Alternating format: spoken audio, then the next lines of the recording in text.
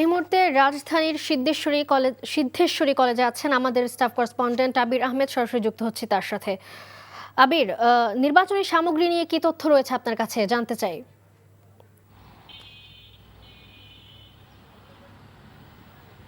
ইতিমধ্যে ত্রয়োদশ জাতীয় সংসদ নির্বাচনের যে প্রস্তুতি, সেই প্রস্তুতি কিন্তু ইতিমধ্যে সম্পূর্ণ শেষের দিকে।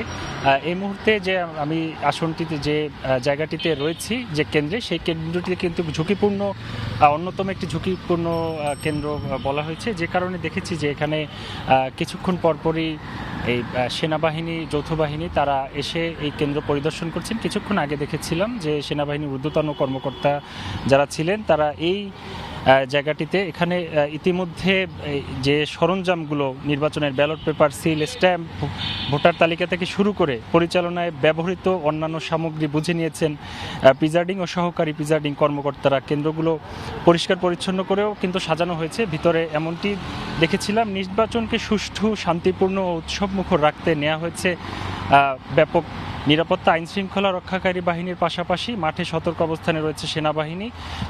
যেমনটি বলছিলাম যে গুরুত্বপূর্ণ ঝুঁকিপূর্ণ কেন্দ্রগুলোতেও কিন্তু বাড়তি নিরাপত্তা জোরদার করা হয়েছে। টহল কার্যক্রম, পাশাপাশি মোবাইল ও স্ট্রাইকিং ফোর্স প্রস্তুত রাখা হয়েছে, যাতে কোনো ধরনের বিশৃঙ্খলতা হলে দ্রুত ব্যবস্থা নেওয়া যায়। সংশ্লিষ্ট কর্তৃপক্ষ বলছে যে ভোটের দিন নিরাপত্তায় কোনো ধরনের ঘাটতি হবে না। ইতিমধ্যে নির্বাচন সংশ্লিষ্ট কর্মকর্তাদের প্রয়োজনীয় নির্দেশনা দেওয়া হয়েছে, সেই নির্দেশনা অনুযায়ী কাজ চলছে। এখন এখানে কিছুক্ষণ আগে সেনাবাহিনীর যারা ঊর্ধ্বতন কর্মকর্তারা ছিলেন, তারা, যেহেতু এটি একটি ঝুঁকিপূর্ণ কেন্দ্র, এই কেন্দ্র ছাড়াও অন্যান্য যে কেন্দ্রগুলো রয়েছে সেগুলোতে বাড়তি নিরাপত্তার জন্য নির্দেশনা দেওয়া হয়েছে। কিছুক্ষণ পরপরই এসে এখানে টহল দেওয়া হচ্ছে।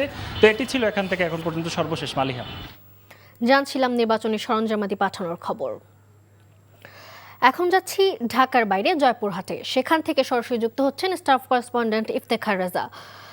ইফতেখার, কেন্দ্রে কেন্দ্রে নির্বাচনী সামগ্রী কি এখনো পৌঁছেছে কিনা, আর ঝুঁকিপূর্ণ কেন্দ্র সম্পর্কে জানতে চাই আপনার কাছে।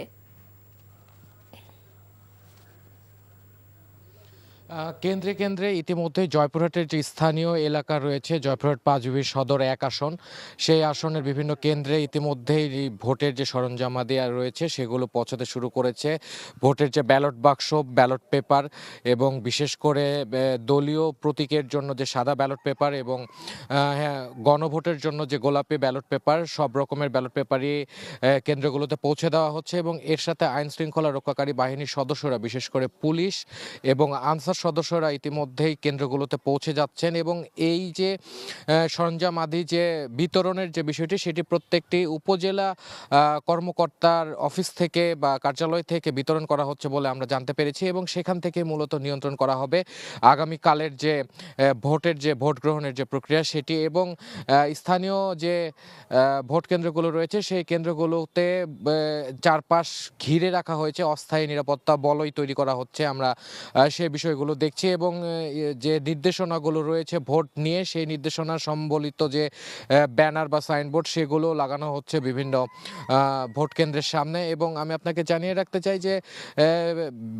পোলিং এজেন্ট এবং প্রিজাইডিং অফিসার সহ যারা ভোটের দায়িত্বে থাকবেন তারা ইতিমধ্যেই ভোট কেন্দ্রগুলোতে পৌঁছতে শুরু করেছেন। এবং যে ভোট কেন্দ্রগুলো তারা চারপাশ থেকে দেখছেন, এবং যে সেই ভোট কেন্দ্রগুলো দেখার পর সেই ভোট কেন্দ্রকে কেন্দ্র করে যে ধরনের প্রস্তুতি নেওয়া প্রয়োজন, নিরাপত্তা ঘটিত এবং বিদ্যুৎ সহ বিভিন্ন ধরনের যে প্রস্তুতির প্রয়োজন, সেই প্রস্তুতিগুলো সর্বশেষ তারা প্রস্তুতিগুলো গ্রহণ করছেন এবং যেগুলোতে প্রস্তুতি নেওয়া রয়েছে সেগুলো আবার পুনরায় পরীক্ষা নিরীক্ষা করছেন। তো এই ছিল সর্বশেষ। জানছিলাম নির্বাচনের প্রস্তুতির খবর।